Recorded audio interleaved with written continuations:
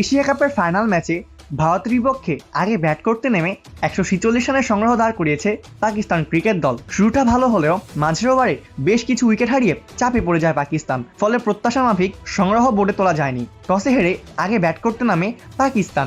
Opener Sahibzada ফারহানের ব্যাটে চড়ে ভালো শুরু পায় পাকিস্তান। শুরু থেকেই মারমুখী ব্যাটিংয়ে এগিয়েছেন ফারহান। ধুমধাক্কা ব্যাটিংয়ে দ্রুত দলের বোর্ডে রান তোলেন তিনি। আরেক ওপেনার ফাকার জামানও ছিলেন দারুণ সাবলীল। পাওয়ার প্লে 6 ওভারে বিনা উইকেটে 45 রান তোলে পাকিস্তান। পাওয়ার প্লের পর আরও বেড়েছে রানের গতি। ধুমধাক্কা ব্যাটিংয়ে ছুঁয়েছেন ফারহান, তাকে সঙ্গ দিয়েছেন ফাখারও। 50 ছুঁয়ে ফেলেন ফারহান। 50 পরেই থেমেছেন, যদিও দলের 84 রানের মাথায় ভাঙে ওপেনিং জুটি। 38 বলে 57 রানের ইনিংস খেলে বিদায় নেন সাহিবজাদা ফারহান। ফারহানের বিদায়ের পর কিছুটা কমে যায় পাকিস্তানের রানের গতি। তিনি নেমে সাইম আইয়ুব খেলেন 11 বলে 14 রানের এক ইনিংস। যদিও ফকর টিকেছিলেন 50-র কাছে গিয়েও 50 মিসের আক্ষেপ পুড়িয়েছেন তিনি। 35 বলে 46 রান করা ফাকার জামান থামেন দলের 126 রানের মাথাতে। এরপর যেন তাসের ঘরে পরিণত হয় পাকিস্তান ক্রিকেট দল। একের পর এক উইকেট হারিয়ে বেশ চাপে পড়ে যায় পাকিস্তান। ফাকারের বিদায়ের পর 15 রানের মধ্যে 5 উইকেট হারিয়ে ফেলে পাকিস্তান। 141 রানের মধ্যেই হাওয়া তাদের 9 উইকেট।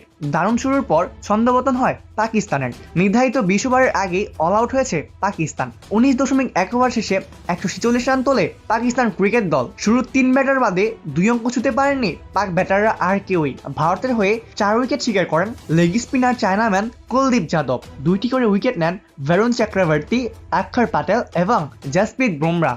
অপূর্ব দাস, প্লেভাস নিউজ।